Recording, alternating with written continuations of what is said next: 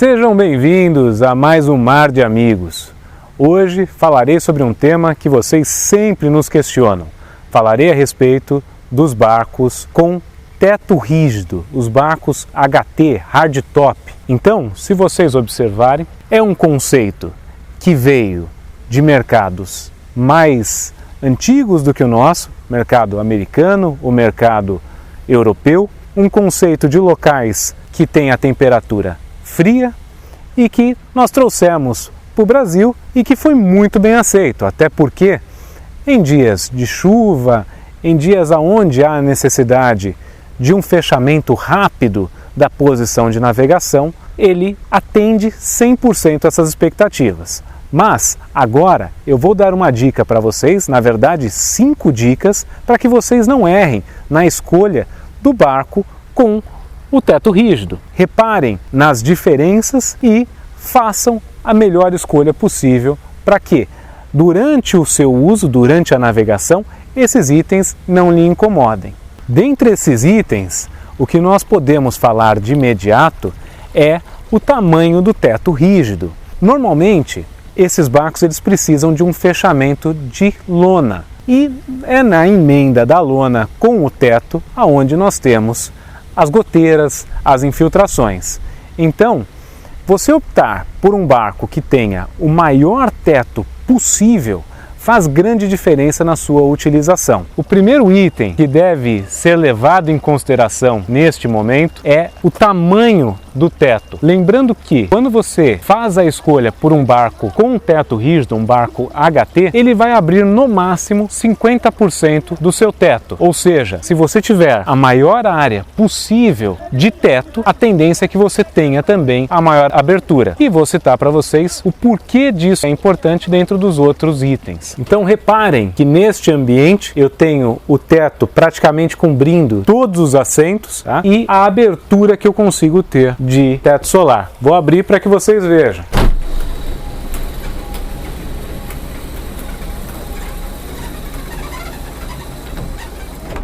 Outro fator extremamente relevante neste caso, seria o nosso segundo item, é a angulação do teto, é a ventilação que uma lancha HT precisa dentro do nosso litoral, dentro do nosso estilo de uso. Então reparem que numa lancha como essa, eu tenho o para-brisa baixo e um ângulo de teto um pouquinho mais alto, onde forma aqui uma angulação para que o vento corra de forma natural. Assim, eu não precisaria estar em um barco como esse com ar-condicionado funcionando durante a minha navegação. Lembrem-se que no Brasil nós sairemos num barco como esse em climas acima de 25 graus. O conceito HT ele vem da origem europeia, da origem americana, aonde as temperaturas são diferentes.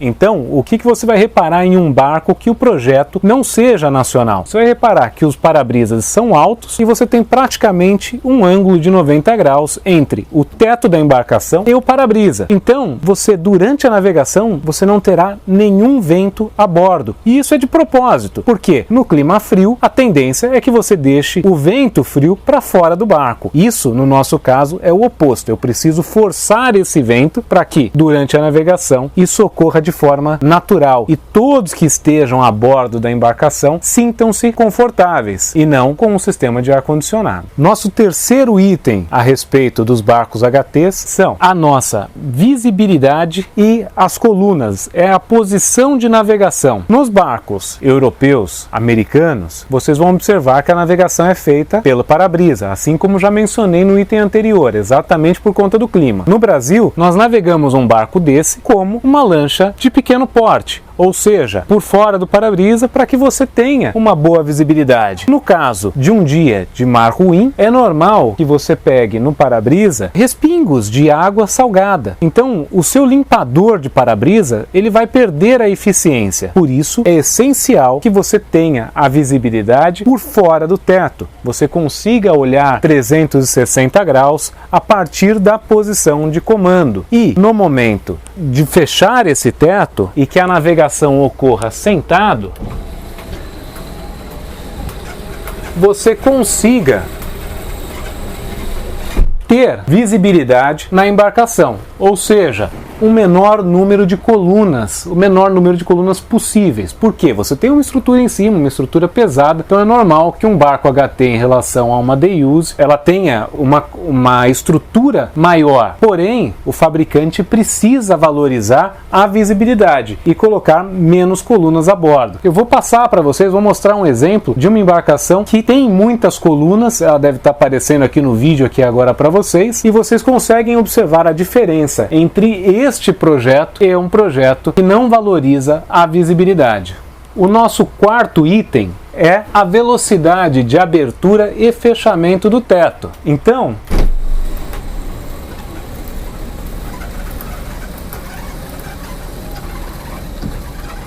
observem que neste caso é muito rápido para que você o faça. E algo também extremamente importante é que este teto possa ter um acionamento manual. Imagine que de repente durante a sua navegação, em um momento de chuva ou de mau tempo, você precise fechá-lo e por qualquer razão o sistema elétrico parou de funcionar. Então, o fechamento manual ele deve ser perguntado no momento da aquisição de um barco como esse. O quinto item é a integração entre o piloto e os outros integrantes a bordo da embarcação. Lembre-se que a nossa utilização no Brasil, ela tende a ser um número maior de pessoas em contato com seu anfitrião, com aquele que os convidou. E para isso, as pessoas precisam estar no mesmo ambiente, o ambiente precisa ser confortável, eu preciso poder virar e conversar com o meu convidado, ou com a minha esposa, ou com os meus filhos. Então, diferentemente, vocês vão observar que alguns projetos você não tem uma posição para a pessoa sentar ao seu lado, para que fique ao redor de quem está pilotando. Isso é normal, principalmente para ambientes onde a navegação não é prazerosa. Aqui, no nosso caso, é prazeroso. Nossa temperatura é agradável, a visibilidade é muito boa, o lugar é maravilhoso, é lindo. Então, nada mais justo do que não apenas quem esteja pilotando esteja curtindo esse momento, e sim as pessoas ao nosso redor estejam também integradas. Vocês vão reparar também, virou uma tendência no nosso mercado de vermos barcos pequenos, de pequeno porte, com fechamento de porta. Cuidado, pois, assim como acabei de mencionar, a integração ela é importante. A partir do momento que eu fecho um ambiente como esse, eu divido as pessoas. Então eu acho que eu vou utilizar esse ambiente com o ar-condicionado funcionando. Porém, eu acabo tendo um ambiente muito menor e alguém enclausurado na parte externa. Não faz sentido. É muito melhor que eu tenha as pessoas ao meu redor. E aí sim, num barco maior, onde eu consiga ter ambientes com maiores proporções, sofás maiores, consiga ter pelo menos ali de 4 a 6 pessoas em um único ambiente, aí sim a porta se torna algo interessante e fundamental para um barco neste conceito. Aqui, nesta posição que vocês me enxergam nesse momento, vocês reparam bem os outros itens que nós já falamos. A angulação do teto, a visibilidade, cabeça para fora do ponto de pilotagem e, como acabo de mencionar, a integração com os convidados. Gente, muito obrigado por assistirem esse vídeo até aqui. Navegar é saudável, navegar é preciso. Não esqueçam de nos seguir nas redes sociais, de curtir este conteúdo e se inscreverem em nosso canal. Muito obrigado.